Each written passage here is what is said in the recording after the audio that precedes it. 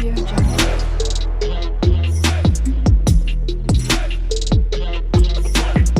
Audio Jungle. Hello everyone, welcome back to our channel unknown candidate. ఈరోజు మా ఇంట్లో నేను బాదం మిక్స్ అండ్ దాంతో కుల్ఫీ ప్రిపేర్ చేశాను. టేస్ట్ చాలా బాగుంది. మీరు కూడా మీ ఇంట్లో ప్రిపేర్ చేసుకోండి, అందరికీ కంపల్సరీ నచ్చుతుంది. ఇలా ఒకసారి బాదం మిక్స్ చేసి ఇంట్లో పెట్టుకుంటే ఎప్పుడైనా ఎవరైనా ఇంటికి వచ్చినప్పుడు వెంటనే వాళ్ళకి బాదం మిల్క్ లాంటివి చేసి ఇచ్చేయచ్చు. అలాగే బాదం కుల్ఫీ కూడా చేసుకోవచ్చు, చాలా బాగుంటుంది. నేను ఇక్కడ 1 కప్ బాదం తీసుకుని డ్రై రోస్ట్ చేసుకుంటున్నాను. ఈ బాదం ఫ్రై చేసుకుంటున్నప్పుడు లో ఫ్లేమ్ మీద మాత్రమే ఫ్రై చేసుకోవాలి, లేకపోతే పైన మాడిపోయి లోపల ఫ్రై అవ్వవు. లో ఫ్లేమ్లో కంటిన్యూస్గా కలుపుతూ ఉంటే ఒక 10 మినిట్స్లో మన బాదం అయితే ఫ్రై అయిపోతాయి. ఈ బాదం ఎక్కువ ఫ్రై చేసుకున్నా కూడా మాడిపోయిన స్మెల్ వస్తుంది. కరెక్ట్గా నాకైతే 8 మినిట్స్ కరెక్ట్గా సరిపోయింది ఫ్రై చేసుకోవడానికి. ఇలా ఫ్రై చేసుకున్న బాదం అన్నీ సెపరేట్ చేసుకుని అదే ప్యాన్లోకి కొద్దిగా జీడిపప్పు అలాగే పిస్తా యాడ్ చేసుకుని ఫ్రై చేసుకోవాలి. ఇవి కూడా లో ఫ్లేమ్లో ఫ్రై చేసుకోవాలి. తర్వాత ఒక 4 యాలకులు కూడా వేసుకుని కొంచెం ఫ్రై చేసుకోనివ్వాలి. ఇప్పుడు ఒక మిక్సీ జార్ తీసుకుని దాంట్లోకి 1 కప్ బాదంకి 1 కప్ షుగర్ అయితే కరెక్ట్గా సరిపోతుంది. మిక్సీ పట్టి ఒక బౌల్లోకి షిఫ్ట్ చేసుకోవాలి. షుగర్ పౌడర్ చేసుకున్న తర్వాత మనం ఫ్రై చేసుకున్న డ్రై ఫ్రూట్స్ అన్నీ వేసుకుని వాటిని మిక్సీ పట్టుకోవాలి. ఈ బాదం పౌడర్ని షుగర్లోకి యాడ్ చేసుకుని దీంట్లోకి మీ దగ్గర ఉంటే కుంకుమ పువ్వు కూడా యాడ్ చేసుకోవచ్చు, లేకపోయినా పర్వాలేదు. దీంట్లోకి కలర్ కోసం 1 టేబుల్ స్పూన్ పసుపు యాడ్ చేసుకున్నాను. మీరు కావాలంటే ఫుడ్ కలర్ కూడా యూస్ చేసుకోవచ్చు. మొత్తం ఒకసారి మళ్ళీ గ్రైండ్ చేసుకుంటే ఇలా ఫైన్ పౌడర్లో అయితే వచ్చేస్తుంది. అంతే, మన బాదం మిక్స్ అయితే రెడీ అయిపోయినట్టే.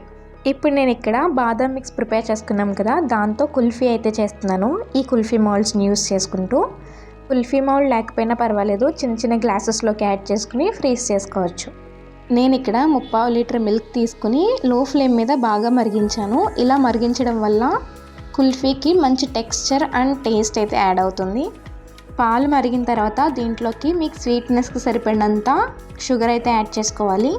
తర్వాత 3 యాలకులు తీసుకుని దంచుకుని వేసుకోవాలి. మీకు తొక్క ఇష్టం లేకపోతే తొక్కని రిమూవ్ చేసి లోపల ఉన్న గింజల్ని యాడ్ చేసుకోవచ్చు. మా ఇంట్లో ఈ కుల్ఫీ హైలైట్ అవ్వడానికి రీజన్ అయితే ఈ నానబెట్టిన బాదం. డైలీ బాదం నానబెట్టుకుని అయితే తింటాము, కానీ ఆ రోజు మర్చిపోవడం వల్ల బాదం వేస్ట్ అయిపోతుందని చెప్పి ఇలా కుల్ఫీలోకి ముక్కలు కట్ చేసి వేసాను. దానివల్ల టేస్ట్ అయితే ఇంకా బాగా వచ్చింది. పాలు మరుగుతూ ఉన్నప్పుడే ముందుగానే ఇలా కస్టర్డ్ పౌడర్ని 2 టేబుల్ స్పూన్స్ తీసుకుని దాంట్లోకి మిల్క్ యాడ్ చేసుకుని కలుపుకుని పక్కన పెట్టేసుకోవాలి. ఈలోపు పాలు కూడా బాగా మరిగిపోయి ఉంటాయి కదా, దాంట్లోకి మనం ముందుగా రెడీ చేసుకున్న బాదం మిక్స్ ఉంటుంది కదా, దాన్ని మీకు నచ్చినన్ని స్పూన్స్ అయితే యాడ్ చేసుకోవచ్చు. నేను 5 to 6 టేబుల్ స్పూన్స్ యాడ్ చేసుకున్నాను.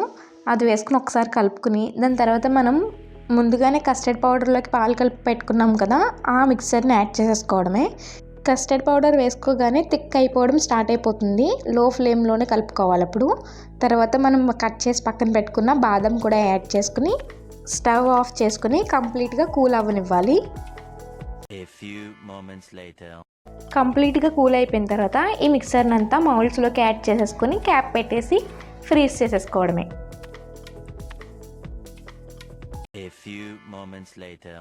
5 to 6 అవర్స్ ఫ్రీజ్ చేసిన తర్వాత మన బాదం కుల్ఫీ అయితే రెడీ అయిపోయినట్టే.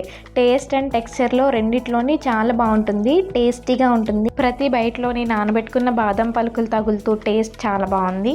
బయట ఎక్కడా కూడా మీరు ఇలాంటి బాదం రిచ్ కుల్ఫీని అయితే తినుండరు. చాలా బాగుంది కుల్ఫీ అయితే.